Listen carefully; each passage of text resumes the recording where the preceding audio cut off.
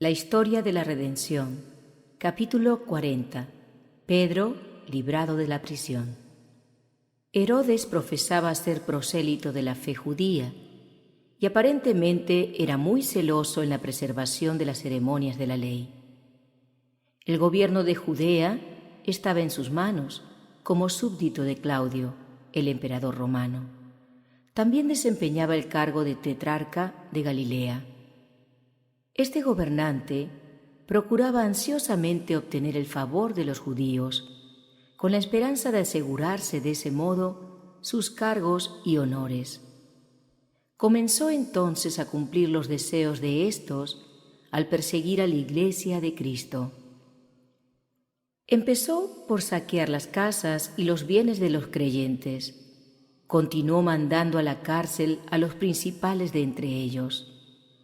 Prendió a Santiago y lo mandó a prisión, y mientras se hallaba allí, envió a alguien que lo matara con la espada, así como otro Herodes había ordenado que Juan fuera decapitado. Cuando vio que sus actos agradaban a los judíos, se volvió más osado y envió a Pedro a la cárcel. Esas crueldades se llevaron a cabo durante la sagrada ocasión de la Pascua.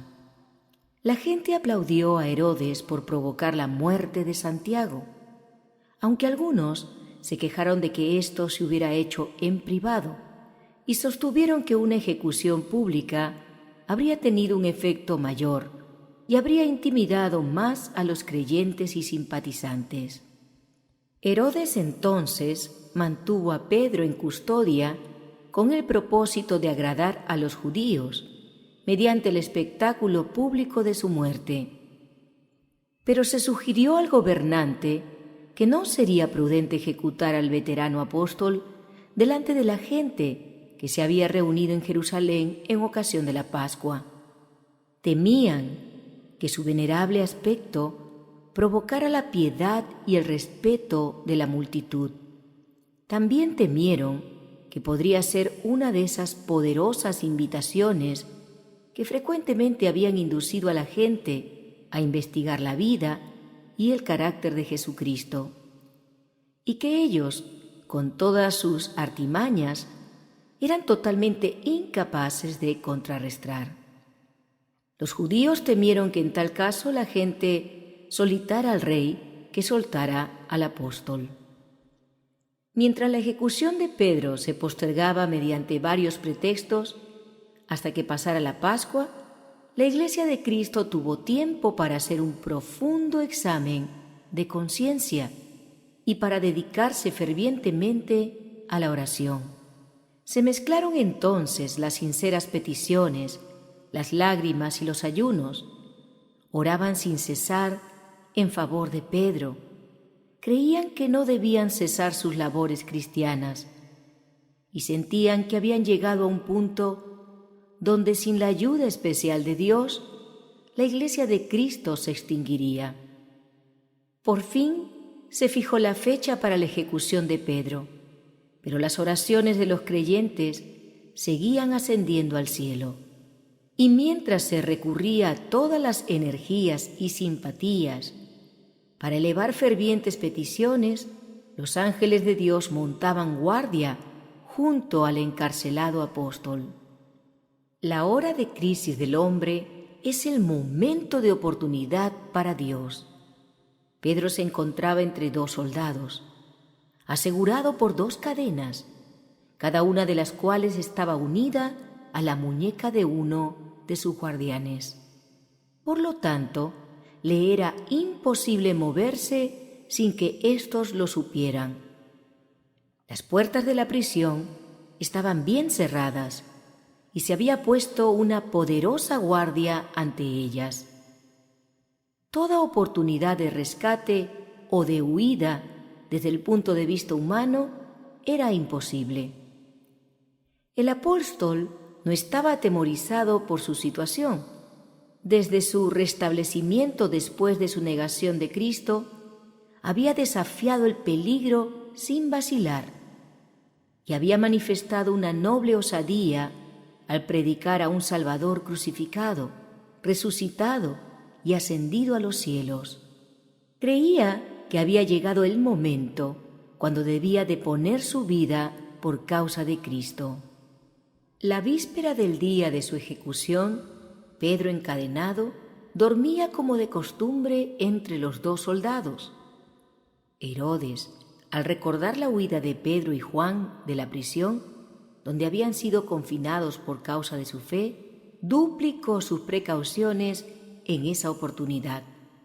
Se hizo responsables a los soldados de la salvaguardia del prisionero, con el propósito de asegurarse de que extremarían su vigilancia. Estaba encadenado, como ya dijimos, en una celda cavada en la roca viva, cuyas puertas estaban cerradas con barrotes y cerrojos. 16 hombres habían sido destacados para montar guardia junto a esta celda y se relevaban a intervalos regulares. En cada turno había 4 guardianes, pero los barrotes, los cerrojos y la guardia romana, que efectivamente le cortaban al prisionero toda posibilidad de ayuda, solamente contribuirían a que el triunfo de Dios fuera más completo al liberar a Pedro de la prisión. Herodes estaba alzando su mano contra el Omnipotente y había de ser totalmente humillado y derrotado en su intento de atentar contra la vida del siervo de Dios. Librado por un ángel. En esa última noche, antes del día de la ejecución, un ángel poderoso, enviado desde el cielo, descendió para rescatarlo. Las macizas puertas que encerraban al Santo de Dios se abrieron sin la intervención de manos humanas. El ángel del Altísimo entró y sin hacer ruido se cerraron de nuevo tras él. Llegó a la celda cavada en la roca viva, donde yacía Pedro durmiendo en el bendito y apacible sueño de la inocencia, con perfecta confianza en Dios, mientras permanecía encadenado a 2 poderosos guardianes, uno a cada lado. La luz que circundaba al ángel iluminó la cárcel, pero no despertó al dormido apóstol. Gozaba del reposo completo que vigoriza y renueva y que es el fruto de una buena conciencia. Pedro no se despertó hasta que sintió el toque de la mano del ángel y escuchó su voz que le decía: «Levántate pronto». Vio su celda, que nunca había recibido la bendición de un rayo de sol, iluminada entonces por la luz del cielo, y a un ángel revestido de resplandeciente gloria de pie ante él. Obedeció mecánicamente la voz del ángel, y al ponerse de pie, levantó las manos y descubrió que las cadenas se habían desprendido de sus muñecas. Nuevamente escuchó la voz del ángel: «Cíñete y átate las sandalias». De nuevo Pedro obedeció mecánicamente, mientras mantenía la vista fija en su visitante celestial, convencido de que estaba soñando o se encontraba en visión. Los soldados armados estaban tan inmóviles que parecían estatuas de mármol, mientras el ángel seguía dando órdenes: «Envuélvete en tu manto y sígueme». Inmediatamente el ser celestial se dirigió hacia la puerta y Pedro, generalmente tan locuaz, lo siguió mudo de asombro. Pasaron junto al inmóvil guardia y llegaron hasta la puerta llena de barrotes y cerrojos, que se abrió espontáneamente y de nuevo se cerró de inmediato, mientras los guardias de adentro y de afuera permanecían inmóviles en sus puestos. Llegaron a la segunda puerta, que también estaba resguardada por dentro y por fuera. Se abrió como la primera, sin rechinar de goznes ni ruido de cerrojos. Cuando ellos salieron se cerró de nuevo, sin el menor ruido. Pasaron de la misma manera por la tercera puerta y por fin se encontraron en la calle. No se pronunció palabra alguna. No se escuchó el ruido de pisadas. El ángel se deslizó hacia adelante, rodeado por una luz resplandeciente, y Pedro siguió a su libertador, confundido y convencido de que estaba soñando. Así recorrieron calle tras calle, y de repente, puesto que la misión del ángel había terminado, éste desapareció. Cuando la luz celestial se disipó, Pedro se encontró envuelto por espesas tinieblas, pero gradualmente la oscuridad fue disminuyendo a medida que él se iba acostumbrando a ella y se encontró solo en una calle silenciosa y sintió el aire fresco de la noche que le acariciaba la frente. Se dio cuenta entonces de que lo que le había ocurrido no era un sueño ni una visión. Se hallaba libre en una parte conocida de la ciudad. Descubrió que era un lugar que había visitado a menudo, por donde esperaba pasar por última vez al día siguiente en su camino al escenario de su presunta muerte. Trató de rememorar los acontecimientos de los últimos momentos. Recordaba haberse quedado dormido, unido a los dos soldados, sin sandalias y sin túnica. Se examinó y descubrió que estaba completamente vestido y cubierto por la túnica. Sus muñecas, hinchadas por causa de sus crueles cadenas, estaban libres ahora, y se dio cuenta de que su libertad no era una ilusión, sino una bendita realidad. Al día siguiente debería haber sido conducido a la muerte, pero un ángel lo había librado de la prisión y de la muerte. Entonces Pedro, volviendo en sí, dijo: «Ahora entiendo verdaderamente que el Señor ha enviado a su ángel y me ha librado de la mano de Herodes y de todo lo que el pueblo de los judíos esperaba». La respuesta a la oración. El apóstol se encaminó directamente a la casa donde se encontraban reunidos sus hermanos y los encontró dedicados a orar fervientemente por él en ese momento. Cuando llamó Pedro a la puerta del patio, salió a escuchar una muchacha llamada Rode, la cual, cuando reconoció la voz de Pedro, de gozo no abrió la puerta, sino que corriendo adentro dio la nueva de que Pedro estaba a la puerta. Y ellos le dijeron: «¿Estás loca?». Pero ella aseguraba que así era. Entonces ellos decían: «Es su ángel». Mas Pedro persistía en llamar, y cuando abrieron y le vieron, se quedaron atónitos. Pero él, haciéndoles con la mano señal de que callasen, les contó cómo el Señor le había sacado de la cárcel. Y dijo: «Haced saber esto a Jacobo y a los hermanos». Y salió y se fue a otro lugar. El gozo y la alabanza llenaron los corazones de los creyentes que ayunaban y oraban, porque Dios había escuchado y respondido sus plegarias y había librado a Pedro de la mano de Herodes. A la mañana siguiente, la gente se reunió para presenciar la ejecución del apóstol. Herodes envió a algunos funcionarios para que trajeran a Pedro de la prisión, y lo hizo con un gran despliegue de armas y guardianes, a fin de asegurarse de que no huyera, y para intimidar a todos sus simpatizantes, y para manifestar su propio poder. Estaba la guardia frente a la puerta de la prisión.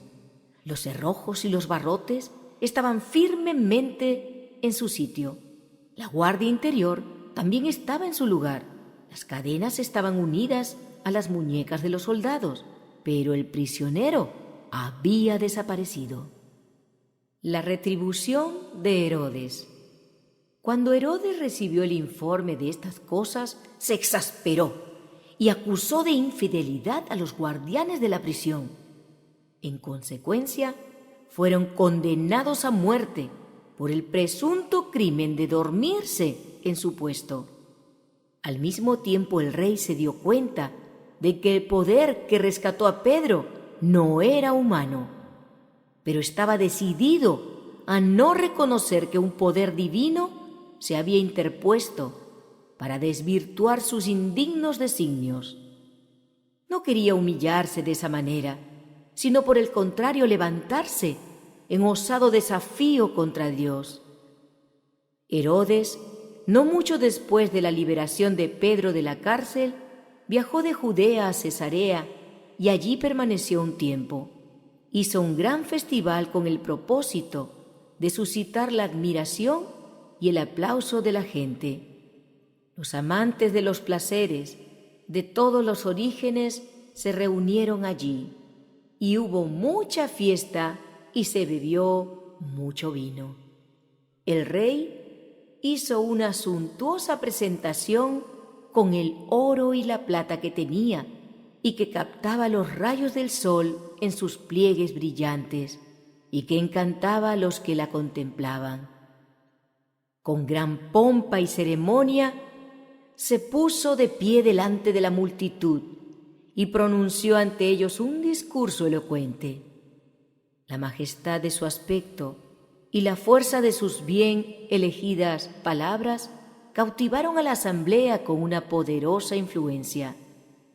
Sus sentidos ya estaban pervertidos por la fiesta y el vino.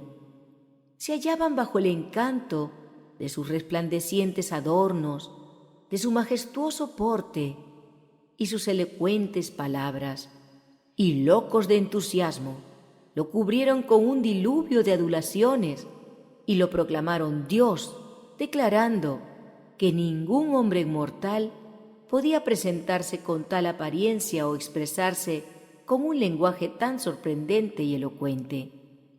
Declararon además que hasta ese momento lo habían respetado como gobernante, pero que de allí en adelante lo adorarían como a un Dios. Herodes sabía que no merecía ni esa alabanza ni ese homenaje, pero no reprendió la idolatría de la gente, sino que la aceptó como si la mereciera. El resplandor del orgullo, satisfecho, se manifestó en su rostro al oír el clamor que ascendía hasta él. Voz de Dios y no de hombre. Las mismas voces que glorificaron entonces a un vil pecador se habían alzado pocos años antes para lanzar el grito frenético de «¡Fuera Jesús! ¡Crucifícale! ¡Crucifícale!». Herodes recibió con gran placer esa adoración y ese homenaje, y su corazón se ensanchó por causa del triunfo logrado. Pero repentinamente un cambio terrible y veloz se produjo en él. Su rostro manifestó la palidez de la muerte y se desfiguró como consecuencia de la agonía. Gruesas gotas de transpiración surgieron de sus poros. Permaneció un momento como transfigurado por el dolor y el terror. Y entonces, mientras dirigía su rostro exangüe y mortecino hacia sus amigos transidos de horror, clamó con voz hueca y desesperada: «Aquel a quien habéis exaltado como a un Dios ha sido herido por la muerte».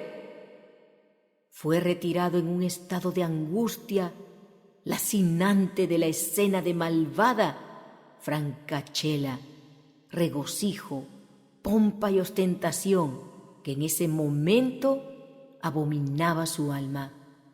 Poco antes había sido el orgulloso destinatario de la alabanza y la adoración de la vasta multitud, pero ahora se sentía en las manos de un gobernante más poderoso que él. El remordimiento se apoderó de su ser.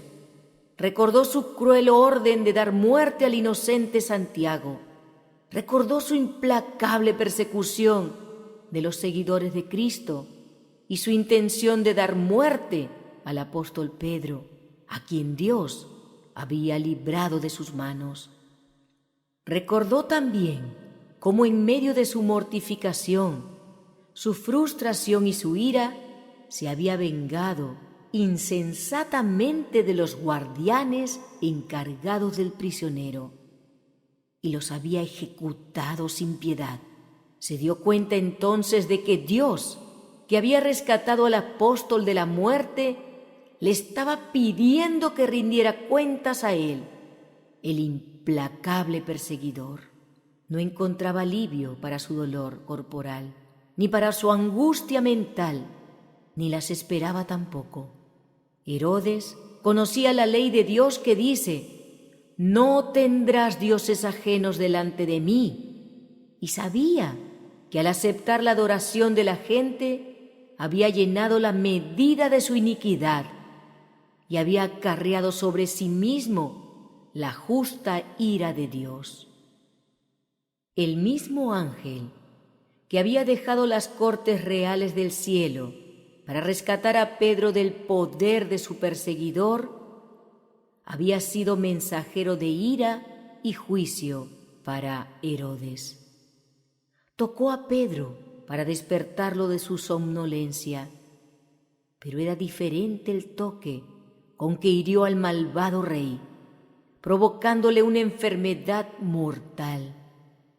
Dios ahogó en desprecio el orgullo de Herodes y su persona, que había exhibido revestida de resplandeciente atuendo delante de la mirada llena de admiración de la gente, fue pasto de los gusanos y entró en putrefacción cuando aún se hallaba con vida. Herodes murió presa de gran agonía física y mental como consecuencia de la justicia retributiva de Dios. Esta manifestación del juicio divino ejerció una poderosa influencia sobre la gente. Mientras el apóstol de Cristo había sido milagrosamente librado de la prisión y la muerte, su perseguidor había sido herido por la maldición de Dios. Las noticias se diseminaron por todas las comarcas y fueron el medio para atraer a muchos a fin de que creyeran en Cristo.